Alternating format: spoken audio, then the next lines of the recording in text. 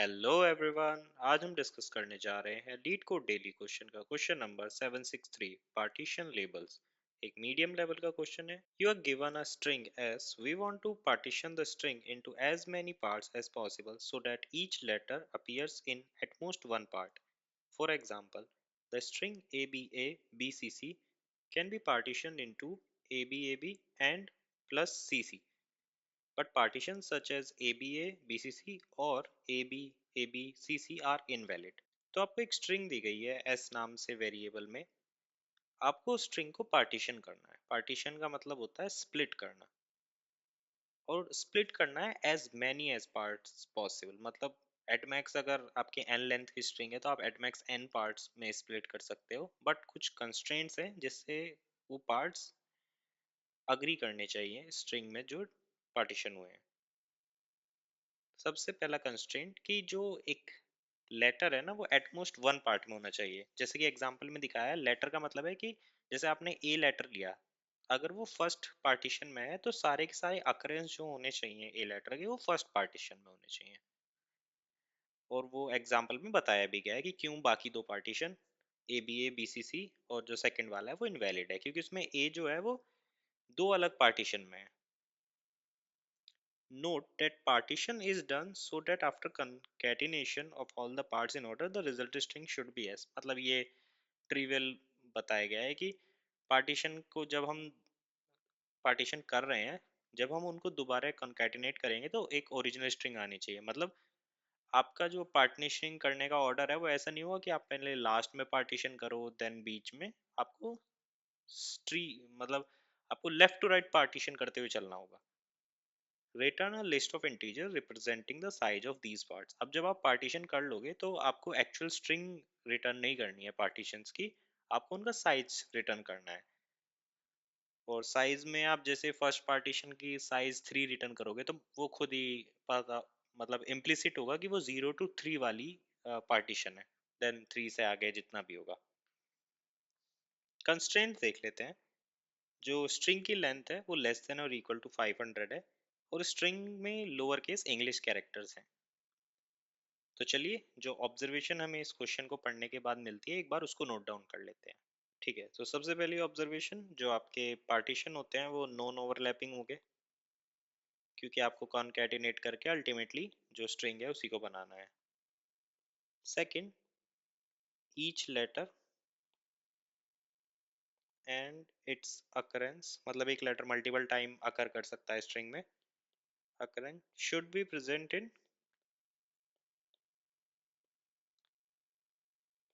Single partition. Third है, number of partition should be maximised, वरना आप तो अगर मैक्सिमाइज नहीं बोला जाएगा तो एक जो आप बोलते हो ना पूरी की पूरी स्ट्रिंग, वो भी तो एक पार्टीशन है, पार्टीशन करना ही क्यों है। बट हमें आंसर में पार्टीशंस को मैक्सिमाइज करना है। तो ये तीन ऑब्जर्वेशन है। तो अब क्योंकि आपको पार्टीशन स्टार्ट करना ही है, मतलब फर्स्ट जो इंडेक्स पे वैल्यू है वहां से तो आपको पार्टीशन स्टार्ट करना ही पड़ेगा। तो हमारे पास एक ट्रिवियल केस है कि जो फर्स्ट इंडेक्स होगा वो पार्टीशन वन में होगा। अब हमें डिसाइड करना है कि पार्टीशन वन को एक्सपेंड करते रहना है या ब्रेक होगा, मतलब दूसरा पार्टीशन बनेगा, वो डिपेंड करता है। तो हमें इतना पता है कि फर्स्ट कैरेक्टर पार्टीशन वन में है। तो मैं एग्जांपल लेता हूँ फर्स्ट वाला, सेकंड वाला, फर्स्ट वाला देख लेते हैं। जो हमें एग्जांपल में दिया था उसी को देख लेते हैं। एग्जांपल में मैं दिया था ABA BCC।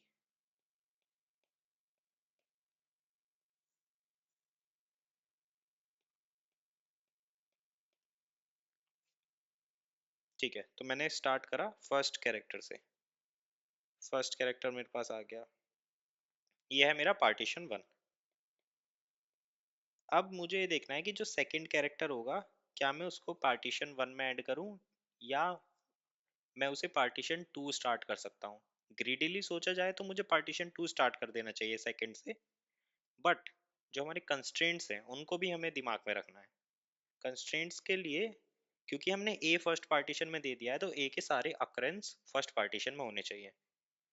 तो ये मुझे कैसे पता लगेगा कि कहाँ तक जो है हमारी स्ट्रिंग वो फर्स्ट पार्टीशन में आएगी? डिपेंड करता है वर्स्ट केस ए का जो अकरेंस है वो कितना राइट मोस्ट साइड तक जा रहा है, मतलब लास्ट अकरेंस ऑफ ए क्या है।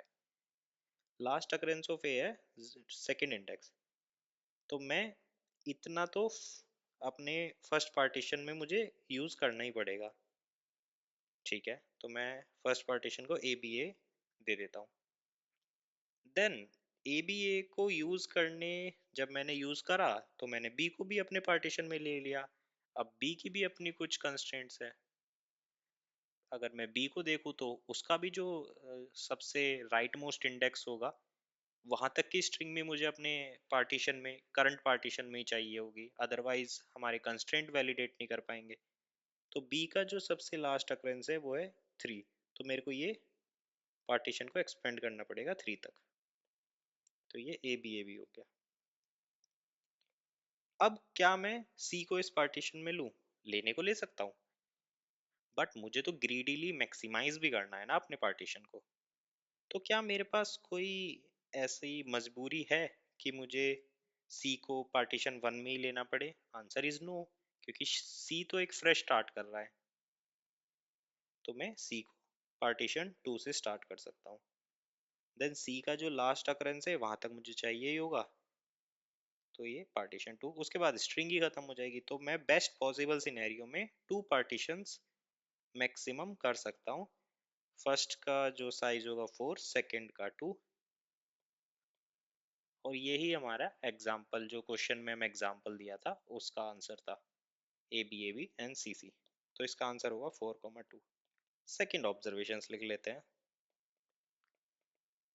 सेकेंड ऑब्जर्वेशन बोलती है क्योंकि मैं हर एक पॉइंट पे हर एक कैरेक्टर का लास्ट इंडेक्स ढूंढ रहा हूँगा, तो मेरे पास एक हैश मैप होना चाहिए या कोई लुकअप टेबल होना चाहिए जिसमें मुझे हर कैरेक्टर का लास्ट इंडेक्स पता हो। एक डिक्शनरी ले लेंगे या हैश मैप का यूज़ कर लेंगे, ताकि मुझे हर एक कैरेक्टर का, जैसे ए का लास्ट है 2, बी का 3, सी का 5, तो इससे मुझे पता लग जाएगा।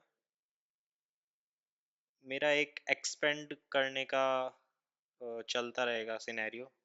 जैसे कि अब मैं एक जनरल सूडो एल्गोरिथम लिखूँ तो मैं स्टार्ट करूँगा जीरोथ इंडेक्स से।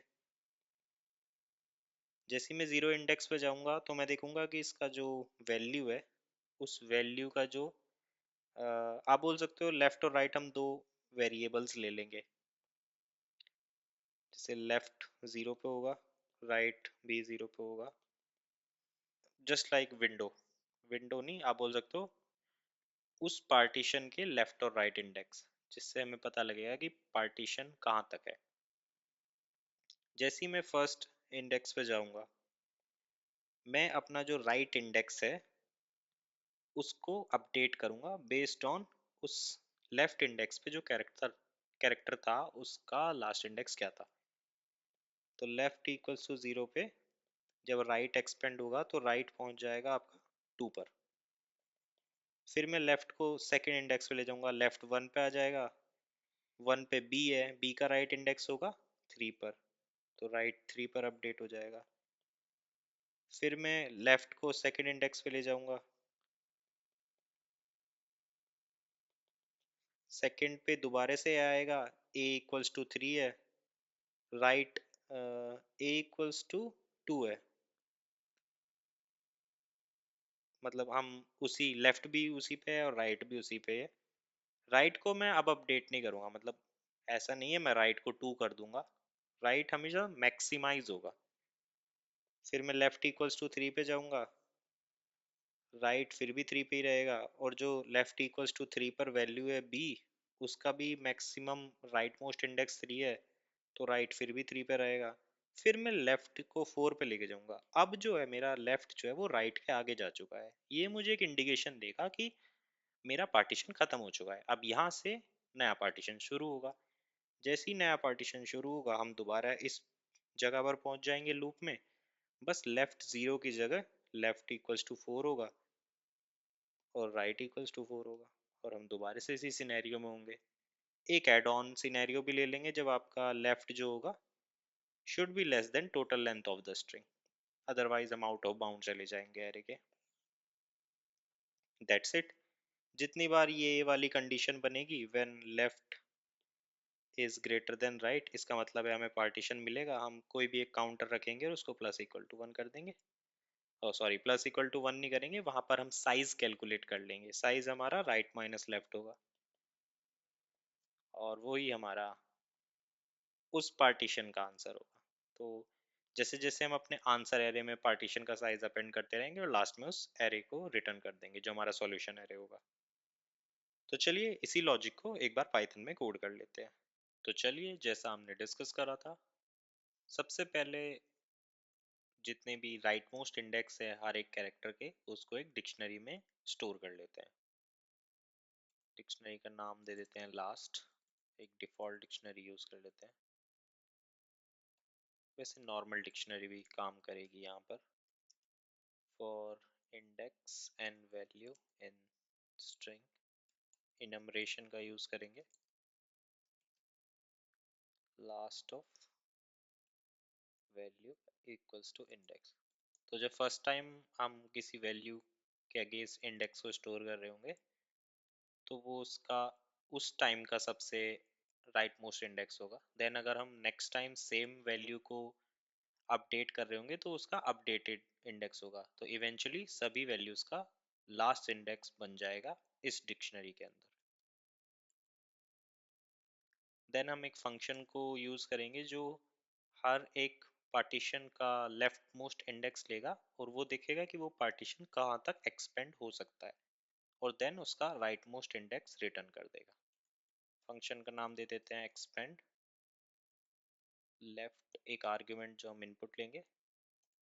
शुरुआत में राइट भी लेफ्ट के इक्वल होगा। देन हम कंडीशन लिखवाएं लगाएंगे while left is less than और इक्वल्स टू राइट एंड जो आपका राइट है वो लेस देन और इक्वल टू एन हो। एन मतलब लेंथ ऑफ जो आपका स्ट्रिंग है। तो अभी उसको लेंथ ऑफ स्ट्रिंग ही लिख देते हैं, इनिशलाइज करने की ज़रूरत नहीं है।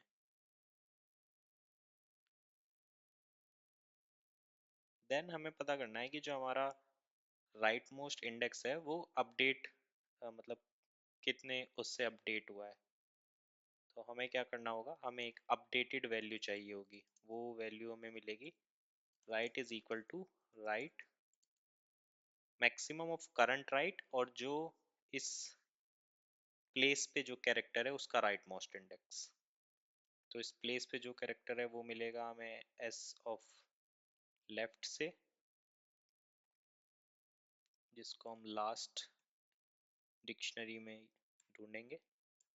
देन अपने लेफ्ट को हम प्लस इक्वल्स टू वन कर देंगे और इन द एंड हम, क्योंकि राइट को एक्सपेंड करते जा रहे थे, हम इन द एंड राइट को रिटर्न कर देंगे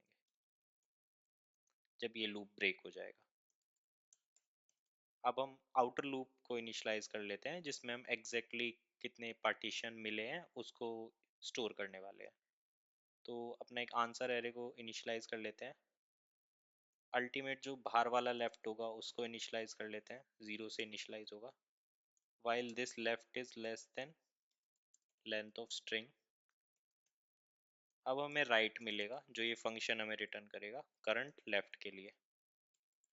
और आंसर में हम राइट माइनस लेफ्ट को अपेंड कर देंगे size of that partition.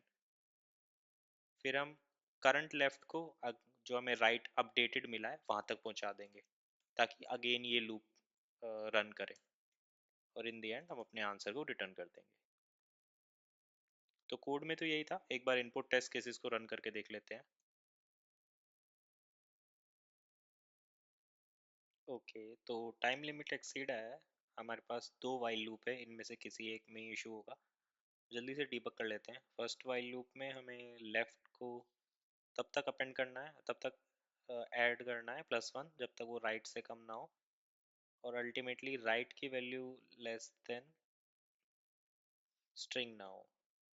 Okay, then हम राइट को अपडेट करेंगे और लेफ्ट को प्लस वन करेंगे। ओके ओके, ठीक है। एक इशू तो मुझे यही दिख रहा है कि जो राइट की वैल्यू है अगर इसने इंटरप्ट करा आउटसाइड ऑफ लेंथ के, हाँ, और हमने यही रिटर्न कर दिया राइट को, तो ये एक इशू हो जाएगा। आई थिंक हमें यहाँ पे लेफ्ट रिटर्न करना चाहिए। एक बार इनपुट टेस्ट केस दोबारा रन कर लेते हैं। तो हमारे इस बार इनपुट टेस्ट केस चल गए हैं। एक माइनर इशू था रिटर्निंग वैल्यू का। तो एक बार सिस्टम टेस्ट केसेस को रन कर लेते हैं। तो हमारे सिस्टम टेस्ट केसेस भी पास हो रहे हैं। ठीक है, इस क्वेश्चन में तो यही था। मीडियम लेवल हालांकि लिखा है, बट आई डोंट थिंक ये मीडियम लेवल का क्वेश्चन है।